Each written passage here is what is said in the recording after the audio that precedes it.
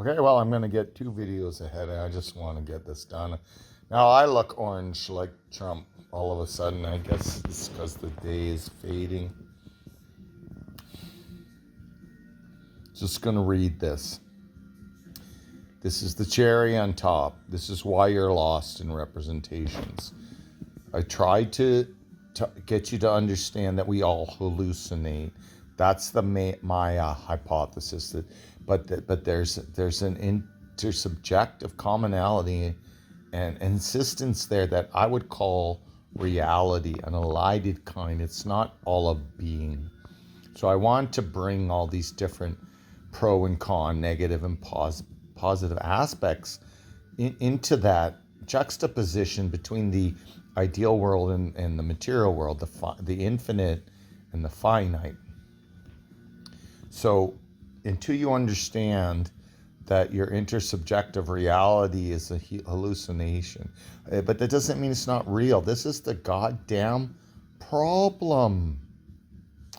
Even if everybody's right about the illusory nature of what we all experience beyond our noses, to just erase and denigrate that and deny that is a mistake, because we need to understand that there are finite and infinite ways of being sentient, conscious, existing, being real.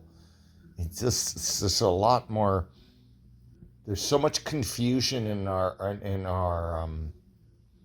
overwrought analyses. Like, I want to valorize. I'm tired of listening to people criticize science who can't do math. If you can't do fractions, all of the fractions, I mean everything, add, subtract, divide, multiply, and even exponents, shut up about science even. Like, I know there's a lot of people who can't do math who have degrees in science. I just would prefer you just understand that this limits your capacity to think analytically and logically, and it pushes you into this normative power-seeking statistics. If you've never, there's a derivation of the bell curve. Have you done the derivation of the bell curve? You use statistics, but you've never done the derivation of the bell curve or the mean value theorem, or because humans intuit methodological things in the foreground, and then other people go, well, why would we believe that? If you look at Gödel's 2 theorems about incompleteness, and the 2 major claims are made at the end of a massive work, right? The things that you sensationalize in the media, but the real work that Gödel had to do to prove his thesis had nothing to do with the intuitions and ideas he had about how we went about creating a logical, self-referential problem. Because all he showed is that the nature of language already contaminates our ability to reduce the field of arithmetic to some totality. That's all he showed. It doesn't mean that we can't do it. It's just that we can't do it in the way he supposed, or the way they supposed before he showed them the problem. It's just that the field of mathematical truths is truly infinite. And so as soon as you want to try to model that, mathematize that, problematize that, logicize, representational, as soon as you want to quantify, qualify, like again, there's this idea that we have some method here to do this in a prior terms is absurd. But what he showed is the language, the way we could speak about numbers, right? He comes up with this completely logically consistent ways of re-encoding mathematical theorems, and it's the fact that that's logically allowed on the same premises, the piano axioms. Like, we're really just talking about a form of arithmetic that even a competent high school student can master, and in doing so they will have effectively universalized numbers in a way computers never can. This is another argument that no one seems to get. Computers can't universalize mathematics. They're always approximizing that. And that's why you can't, if you take two different calculators and do a very complicated iterative recursive series of calculations, those answers start to deviate. But you would to trust that naively is to trust in the fact that what a calculator does is what a 16-year-old girl could do, or a 16-year-old deaf person. See, I'm trying to not oppress and marginalize, even my mother. I don't know if I talked about this. I'm not going to talk about it now. But anyways, so, it's all the same problem. It's all Derrida, the problem of reference. I think I wrote an article. I don't think, if anybody thinks that the universalization of mathematics, right? Addition, subtraction, exponentiation, and that's how we get to these more complicated tools like tensor mathematics, non-commutative mathematics required for category theory. Like, it goes on and on and on. Graph theory. I mean, all of these things have applicability, and at times they all aspire to totalize, but it's just absurd to think that any of them could. They're all fractal pair identities, if you will. That's my thought. And I know I lost my thread there too, but I don't care. I knew it. You get what I mean here. It's not horrible to lose things. What's horrible to lose things and have no idea when you lost them. So I'm still punishing and attached to this glove I lost, and expensive gloves at a store that I ended up just regretting giving any of my money, and now I have one of a pair of $100 gloves that I really need, and I, for the life of me, still have no idea where I lost it, and I'd feel much better if I had some idea where I lost the thread. But isn't that just about my need for control, even on negative terms? Well, if something horrible has happened, I want to be sure I know the moment when the horribleness happens, like somehow that's going to make it better, the outcome better. This is just it's just a madness in me and you. The difference between me and you is I'd have to recognize that madness more. You recognize a madness in me that isn't the madness in you. You recognize a pejorative take and would think that to reject my content out of hand, but you're not likely to understand any of the premises or background work. Like, this is really, for 60 years I've been internalizing large swathes of philosophy and science in the Western and Eastern tradition, and in terms of global history and etc. I'm no specific expert, but I can defend my turf if I were allowed.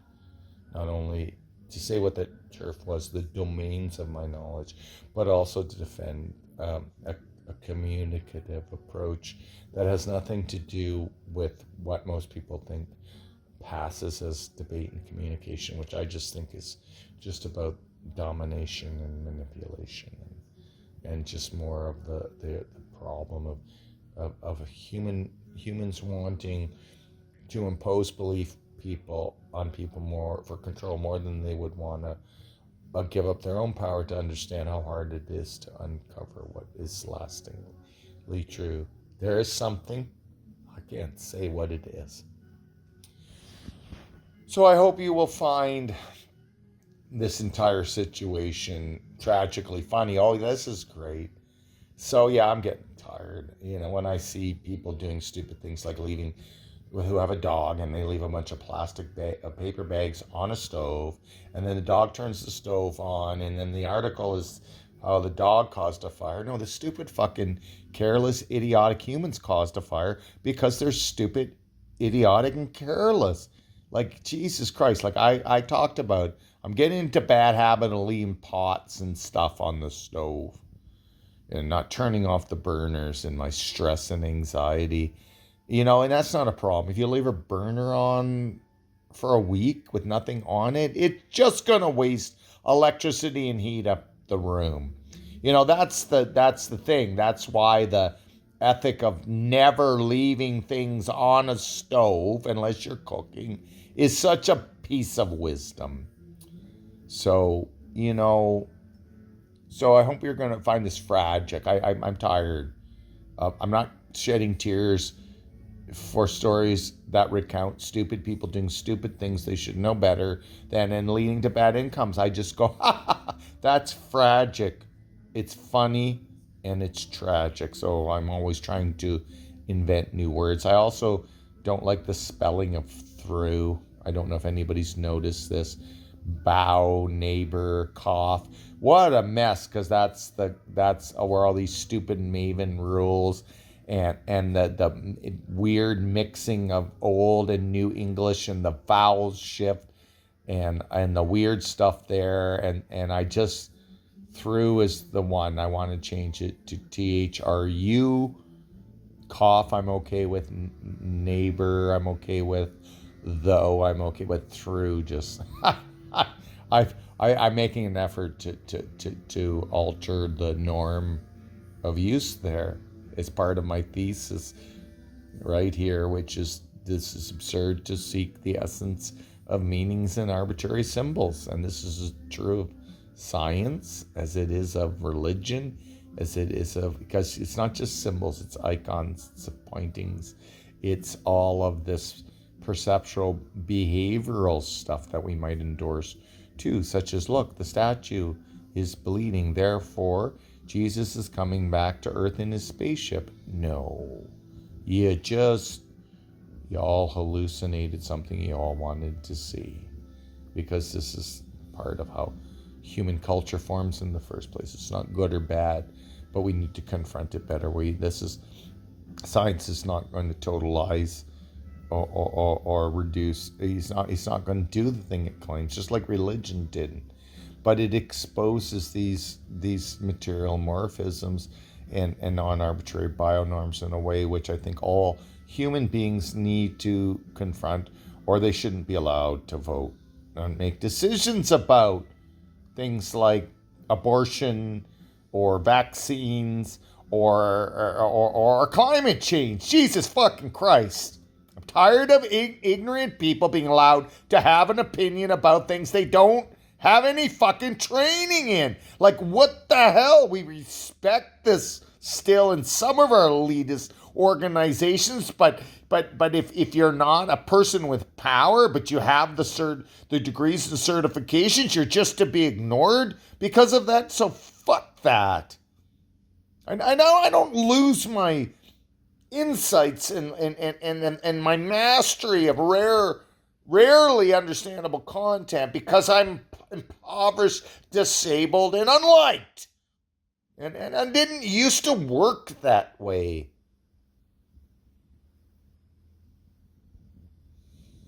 You can't respect people for the minimal vetted credentials they have. You should just be polite enough to not have a comment. If you don't agree with them, you should at least respect that they have more insight than you. So I'm a critic of science. And if you don't have, I don't care about these fluffy science degrees or college science degrees. If you don't have a hard science degree that's grounded in some kind of significant mastery of mathematics, you should stay silent about science and its ethical or ontological or totalizing import.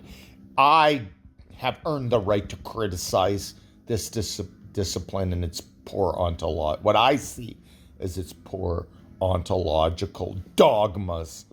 But without the power, and if I had the power to confront those dogmas, wouldn't I just be constructing more power? So maybe this would be good. If I could go to heaven and then understand that my works mattered in some minimal way because I had earned the right to be critical and I had actually interpreted things better, that would be lovely. But I would much rather be proven wrong in this life and yet still be afforded a place in the society to help educate others about their ignorance. To just, this whole thing with JFRK and the vaccines, and now he's saying you should get the measles vaccine, and what the hell? Like, does anybody see that this is not the right person? Why were we putting this idiot, this total idiot,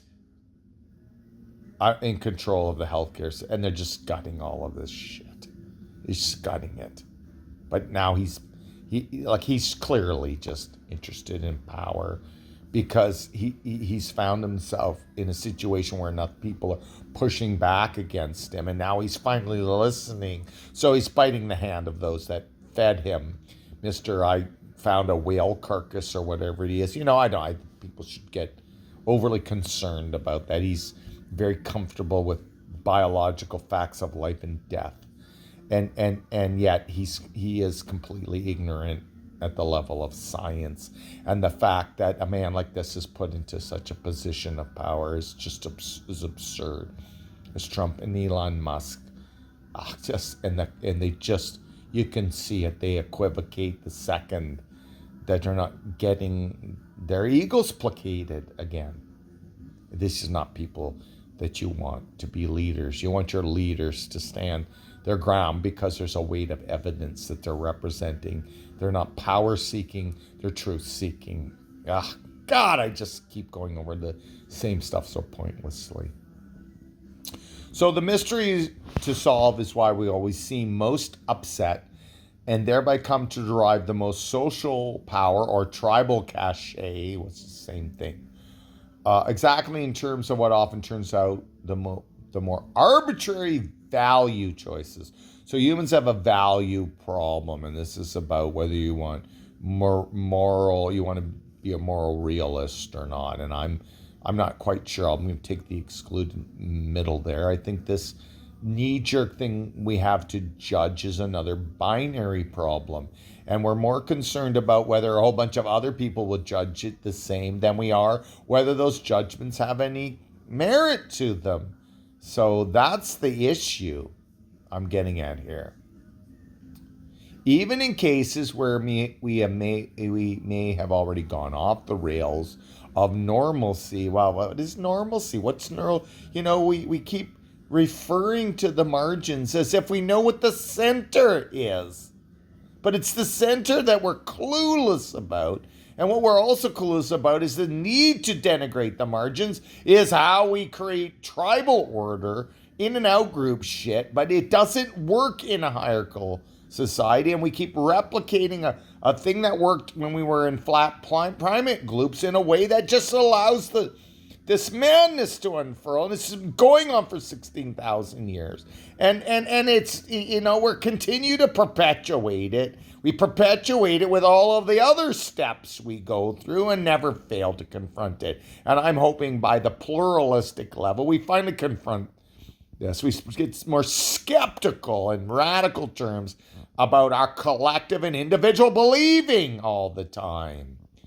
I mean, in the villages, they used to get this. They would look out for the monsters. There's so many stories of some child being abused by some monster in some community, and a bunch of men get together in the night and the problem goes away. Well, of course, those solutions are problematic now, but it's representative, I think, of a problem that has never gone away in us and never will. And so if we can't keep an eye on the worst of us, we are going to continue to fall prey to them, because of most of us, like me, would rather naively cooperate, communicate, and trust. And this is not working in the society that we have now created and allowed to be created and perpetuated. Like, what is this? Like, it's gotten so bad that AI is forced on you. Like, this is ridiculous. If they want to give me food and a bicycle and other products without my asking or wanting them, that would be fine. But no, they're they're so desperate in this religion that they're all enriching themselves on, like L. Ron Hubbard, and like, what is this? These idiots, Tom Cruise. I'm sorry, you're an idiot too. This is a bunch of idiots in this religion. It's just more they just want to find their own and find a way to plump up why they're better because they're prettier and more powerful. What is the cult here? L. Ron Hubbard's bullshit and the Thedans and these machines. God damn it. And then, the Mormons. Oh, I had a bunch of plates. I buried them when I went back and they were gone. Oh, that's okay. We believe everything you say. What a fucking pile of nonsense religion is when it creates content. What's this thing with Tom Cruise? Shit, it's not the Singularity Sounds. This was all created by L. Ron Hubbard, like on a bet that he couldn't create a religion, and he did. For rich people, are rich people dumber than people who, well, it's pretty rich people.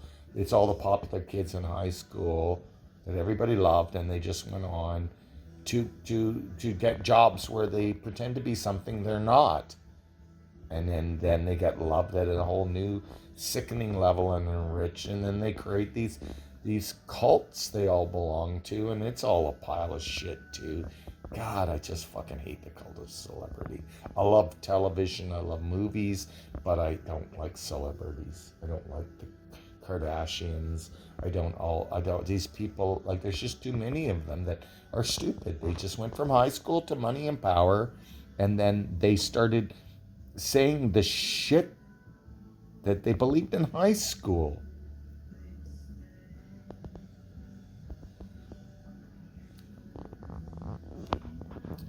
So, we've gone off the rails of normalcy.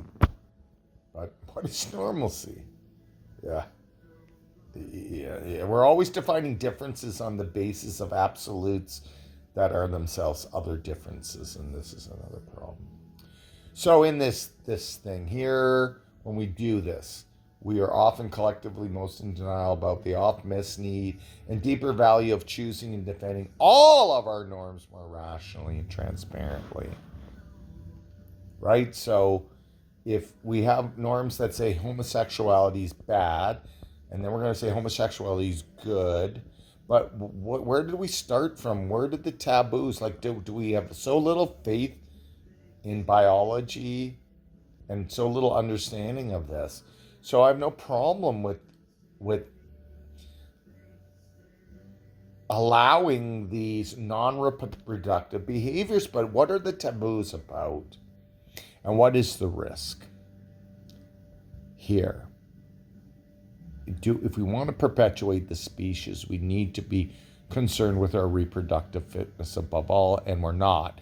And our fertility is dropping, and so much of this focus on sexual identity seems to have no concerns about women and vulnerable women and children and the needs to better defend and protect reproductive rights and to defend and expose children to the hard facts about the risks they're taking.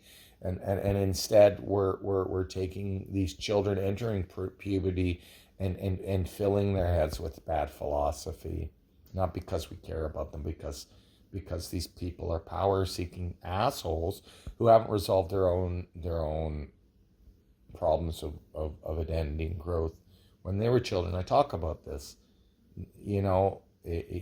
By the time an aggrieved, marginalized person is lucky enough to gain power, the problems that they're now going to rail against and create institutions around don't exist anymore. There's different problems. And this is a kind of selfishness in our leaders that they don't see that on the way to accruing power, they've lost the thread of their moral righteousness.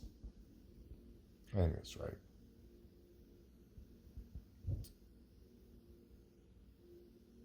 Yes, at the tribal level, it is easy to explain the lack of rationality from these cultures' failures to have developed science and formal logic, but clearly use of naive reason motivated by some deep need for epistemic certainty and the control this yields is already in play, and this looks to be the same sort of cause at play even when more rational looking forms of epistemic norms are chosen. So I'm talking about all how we react to these found perceptually expressed taboos about sexuality and our body wastes and other like there's a lot of them.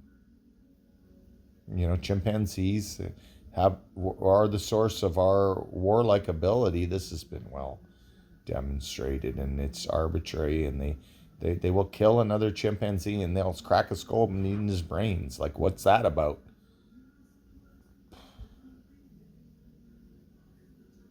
Selected in, filtered in, not filtered out, arbitrary. I can't be right about this hard to understand analysis.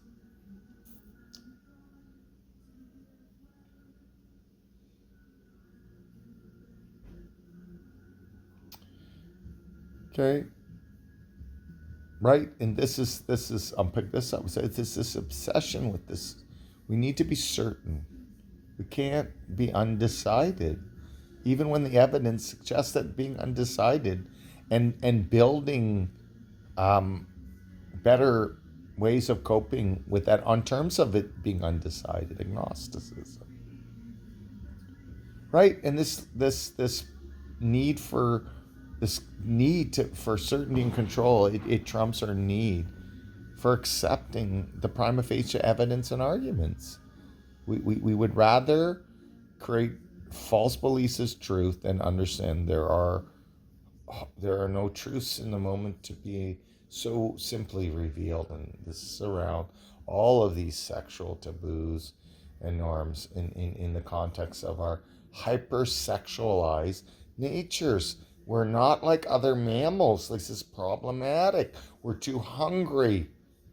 And clearly we were hungry because of the brood size went down, because of the other restrictions that were driving us towards consciousness. It's a telos. Women explode. Women can't have 7 babies. Jesus Christ, my friend had a rat in university, had 22 babies, had ate 2 of them, and the rest of us all got little baby rats that went on to destroy every cable and cord we had in our apartments until we realized we need to keep them in cages all the time.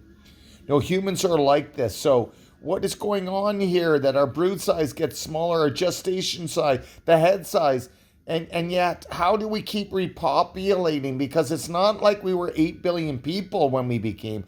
So clearly we had to be driven to reproduce more and all the time. It's a compensatory choice by evolution, but it's not a choice, is it? We don't want to see how radically we are different in terms of our disconnect between our biological reproductive capacities and our cultural commodifying and problematic tabooing and endless flipping and flopping of this. It's just learn about the Victorian era. Learn about the machines. Women had hysteria, and the solution was to give them a vibrator and not call it a vibrator. Jesus Christ, what the hell is wrong with us? Women oppress themselves as much as men do. I'm tired of this blaming men for the plight of women. Women are as much to blame for their own plight, and I'm not really liking the way feminism has gone around correcting the excesses of the patriarchy, because I don't think the matriarchy is any better. And that's why I want to get rid of this binary bullshit and just canonize people. But no one's listening to me. Historically speaking, this seems true of much of the bulk of historical claims for knowledge, as lasting pursuit of knowledge is always more a weeding out than a keeping in. And finally, it is often leaping over, as captured by Popper in Kuhn's different but respective claims, i.e. most of our shared and only superficially justified beliefs often turn out lastingly false facts, right? There's the thing again. Yet, who amongst us works from this basis in our day-to-day agency? Who unexposes the etymology, the historiography? No one. You just take the current moment and the conditioning and the useless, corrupt, passive-aggressive norms you've been given, and you just seek to not ever confront that. You just, how can I leverage power by this? The ethical and epistemic impulse entailed from history requires being most skeptical about our own culturally developed knowledge first, and only justly of others after we sorted all the inevitable falsehoods out of our own always unsound semantic webs. But is this the normal practice at all? The practice of the wisdom of accepting that you've been conditioned. We all see that. We see the errors in others and never in ourselves. So when are we going to find the shared minimal codes here? And then I write, not because of just that sentence I said, but the one I wrote. Not ever, it seems to me. Well, oh shit, I skipped right over this. Shit, I don't know what happened there. I don't know what happened. I just ended up reading the wrong thing. Okay, it's another video.